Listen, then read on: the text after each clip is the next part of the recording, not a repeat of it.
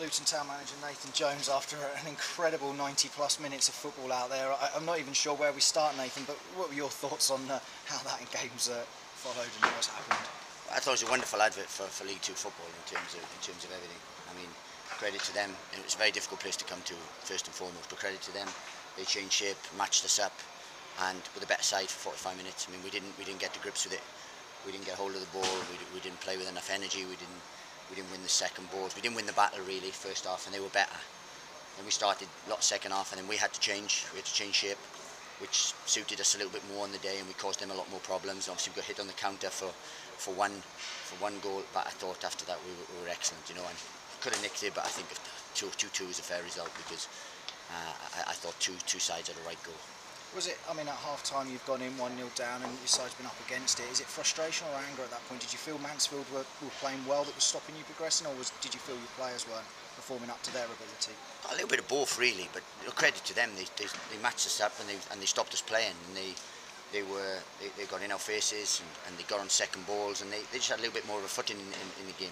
Every time we got it down and were brave and played them, we kind of got a foothold in the game, but until half-time, you know, we didn't. And you know, I wouldn't say we were lucky to be 1-0 because all they had was sort of set plays and put it in our box. But I thought we reacted superbly well second half, and it was, you know, it's a magnificent comeback. Was there any temptation to change things at half-time, or were you always thinking to let them try for the second half and see what happened?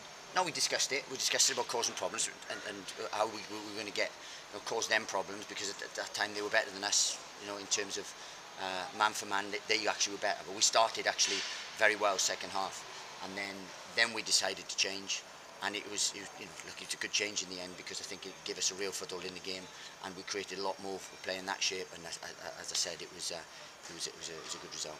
I mean, the second goal for them came a little against the run of play, because it was after, about a quarter of an hour after you'd had the changes, yeah. Ray and Berry coming on. You went to 3 at the back, and Luton looked as though they were pushing forward more and attacking more. Just 1 or 2 chances just not going their way at times. Yeah, and I said that's the thing when you're chasing the game. We don't like chasing the games, but it happens sometimes because we conceded from that set play. But yeah, it did come against the run of play. But fair play to them. It's on a counter. They got good quality. We know that, and they took it well. But you know, reaction from my players after that was absolutely magnificent. We knew if we got one, we would push and look for another one, and we got that. And I said at the end we probably could have nicked it, but we also could have lost it with the obviously penalty decision.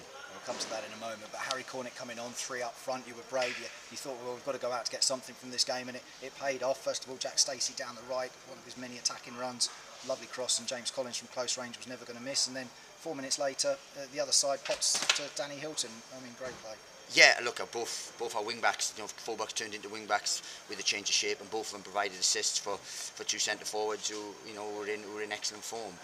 Yeah, I thought the game changes that came on were excellent. I thought Luke Berry looked bright. I thought Glenn obviously fitted in like he does anyway, and then I thought H gave us a real impetus and a forward, you know, forward thinkingness, and you know, a real bit of guile as well. So look, very pleased with that. And after being 2-0 down, you're delighted with 2-2, and especially, you know, right at the end with them getting the penalty and Marek saving it. I mean, let's talk about that then. First of all, the actual penalty award. Scott Cuthbert looked adamant that it had hit him on the head, and he's then got booked as well for the handball. Your view on it, your thoughts? Look, it's not a pen. He's headed the ball. You know, we've looked at the thing, and he's headed the ball. But it was a difficult game for the referee today. I mean, a real difficult game. There's a lot going on when you play Mansfield. A lot goes on in the game that is a distraction at times. On and off the pitch as well. Well, you know, we see that, but you know, it was all sort of good-natured. It was all sort of driving the team forward, and I thought we were excellent. And I said Marek pulled off a fantastic save, as he has done, you know, on 3 occasions now. And so we're delighted with that, because it would have been an absolute travesty if we'd lost the game. I mean, what a fantastic save from Marek. Took nothing away from him. I mean, grateful that the player coming in blazed it over the bar as well, but he needed to make that save, didn't he? Yeah, he did. And as I said, look, we say because we'd feel aggrieved if we'd lost it on that penalty, especially after everything that's gone on and the way the game. I think it would have been very harsh if we had lost the game. But look, let's talk about the positive. Second half, I thought we were magnificent. I thought that was more us. First half, we didn't do ourselves justice, and that's what cost us really. I mean, it really did change things around in that second half. The players that you've got at your disposal now. I mean, Luke Berry obviously coming in for his debut for Luton after signing yesterday. That was the significant signing, I'm assuming, that you were talking about earlier in the week. Yeah, look, we knew it was ongoing. It's been ongoing for about a week, and the board have again backed me and done great work in terms of I'm getting it done, because he's a fantastic signing. You know, he's the highest scoring midfield player the last 2 years, so he adds goals to us. And I said, as you can see today, fitted in nicely, very good technically, good energy, makes those runs, and I said it provides even more competition. And great competition for places now. Lots of players out there performing for you, and it shows that what's happening within the team to come back against a team like Mansfield from 2-0 down with 5 minutes to play. Look, this is a big game. It's a big game because you said, it's a marker really of Mansfield were the favourites. We were second favourites, and so on. So it's a big game. But that manner of to come back and to show that character and that fitness level and that desire, and no little craft as well to get in, because they weren't, just long balls, knockdown shots. We carved our way open and carved great play.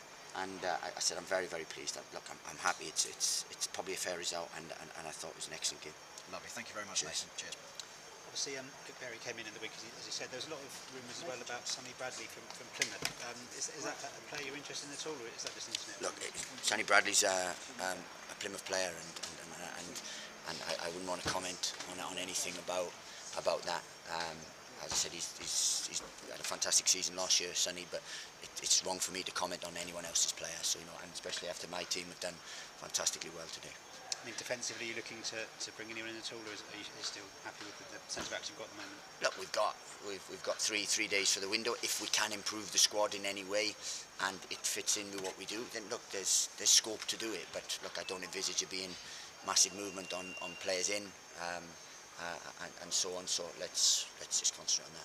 Andrew Shinnie's okay? To look like he caught his studs in the turf a little bit inside the area. Yeah, look, I think he's okay. I thought he had a kick, to be fair, but I we'll have to assess everything, and hopefully it's nothing serious or anything. Baby off the bench for Luke Berry. It looks like he slotted in nice and straight away. Yeah, well, look, he's a quality player, and he's been one of the outstanding midfield players in the division for a number of years, and says plays a higher level as well. So we're delighted to have acquired him. The board have backed me in terms of that. We earmarked him at the beginning of the summer window. We tried to get him in May, but it wasn't to be. And then the opportunity, we heard that there might have been an opportunity to do it, and look, the board went for it, and for credit to the board, and especially Gary Sweet has got the deal done, and as I said, it was ongoing for about a week, but we're very, very pleased to get it done. In terms of attacking midfielders, do you see him as someone that can compete with Shinnie, or perhaps play alongside him? No, he gives us good options. He's similar. He's a little bit like a Cameron McGeehan in terms of his all-round play, in terms of his goal-scoring record and stuff. So that's the kind of player we want. We want to add goals. Now we have 3 in our midst that got 20 goals last year, so hopefully we'll have goals in us. We've shown today we've got goals in us. It's just we've got to make sure that we keep clean sheets. But look, I'm sure they can play together. It's not just either or, because they're 2 fantastic players. So we wouldn't have brought another fantastic player in to sit him on the bench. So it's it provides wonderful competition. And is that something you want to do since McGeehan left? Well, evident. Obviously, really, we want to replace Cameron's goals from midfield. If you've got a midfielder who's chipping in with goals, and you've got your 2 front men scoring, then you're going to win football matches, and that's what we have to do. But what we have to do is make sure that we're tighter at the other end, and make sure that we're not having to score 3 goals to win a game. And for all the sort of quality goals from all over the pitch that we saw in that opening day against Mansfield, it's just important to get goals like today. A couple of yards out, just get it in the back of the net. Well, I think it was more than just a couple of yards out getting back in the net. I think our structure and our inventive play to get, especially the first goal, was wonderful. And we work on things day in, day out in terms of runs from crosses, in terms of putting balls into the right area and people arriving.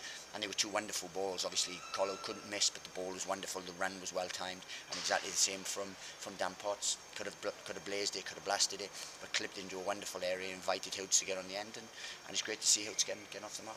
And how important would a comeback a bit like that be in terms of team spirit, character, that kind of thing? Oh, wonderful! I would imagine. I would have liked to have scored 2 and not conceded today and won the game, because I think that would have put us in good stead back. This is a very, very difficult place to come to. They haven't lost here yet. In terms of that, they beat obviously Forest Green, and they're on the front foot. They would have definitely raised their game today because it's Luton Town. But look, I thought it was a wonderful advert, and I said I thought we were excellent. Right, thank you. Cheers.